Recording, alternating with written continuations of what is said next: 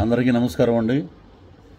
ఉదయం నుంచి పృథ్వీరాజ్ అరెస్టు, పృథ్వీరాజ్ని కోర్టులో లొంగిపోమన్నారు, పృథ్వీరాజ్ని తీసుకెళ్ళి ప్రశ్నిస్తున్నారు. పృథ్వీరాజ్ అలాంటోడు, పృథ్వీరాజ్ ఎలాంటోడు అంటున్నారు. అందరికీ ఒక విషయం చెప్పాలి. మొదటి భార్యకి భరణం ఇవ్వలేదు. భరణం గురించి దగ్గర ఒక 3-4 ఏళ్ల నుంచి భరణం ఎరియర్స్ ఉన్నాయి. ప్రతి నెల 10వ తారీఖున కట్టాలి, కట్టట్లేదు. అందువల్లే కోర్టు ఇష్యూ చేసింది అరెస్ట్ వారెంట్ అని చెప్పారు. ఏమంటే అసలు చాలామంది అసలు నిజంగా ఈ చిన్న యూట్యూబ్ ఛానల్స్ కానీ ఇతరత్ర మీడియా వారు కానీ అసలు విషయం తెలుసుకుని పృథ్వీ గారు ఏంటని అడిగితే నేను వివరంగా చెప్పేవాడిని. న్యాయస్థానం పరిధిలో ఫ్యామిలీ కోర్టులో ఈ మ్యాటర్ కొన్ని సంవత్సరాల నుంచి జరుగుతుంది. సో దానికి సంబంధించి వారు ఒక అమౌంట్ చెప్పారు. ప్రతి నెల amount till up to date ఇప్పటి వరకు ప్రతి నెల హైకోర్టులోకి వెళ్ళిపోతూనే ఉంది అకౌంట్లోకి. కట్టకుండా పృథ్వీరాజ్ ఎక్కడ ఉన్నాడు? ఏది పడితే అది మీరు ఆ పృథ్వీరాజ్ అలాంటోడు, పృథ్వీరాజ్ ఇలాంటోడు క్యారెక్టర్ అసోసియేషన్ చేయవలసిన అవసరం లేదు.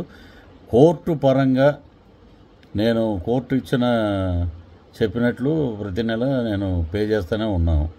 సో మీరు తెలుసుకోవాలి కదా విషయం. మీరు ఏది పడితే అది రాయొద్దండి దయచేసి. నేనేంటంటే మా హైకోర్టుకు సంబంధించిన లాయర్స్ని కూడా కనుక్కున్నాను. ఏంటంటే వాళ్ళే ఆశ్చర్యపోయి ఉన్నారు. ఏంటంటే ఇదేంటి ఇలాగా వచ్చింది, ఏంటిది అసలు విషయం తెలుసుకోకుండా ఎలాగా వేస్తారన్నారు. నేను చట్టపరంగా ఏదైతే యూట్యూబ్ ఛానల్స్ ఎక్కడైతే నా గురించి ఎవరైతే ప్రస్తావించారో వారందరి మీద చట్టపరమైన చర్యలు తీసుకుంటున్నాం కూడా. మా లాయర్లతో సంప్రదిస్తున్నాం. తీవ్రంగా ఉంటుంది పరిణామం. మీరు ఎలాంటివి వేసేటప్పుడు అడగండి. కోర్టులో ఉంది కుటుంబ వ్యవహారం, దాన్ని కూడా బదరిగిచ్చేస్తారా?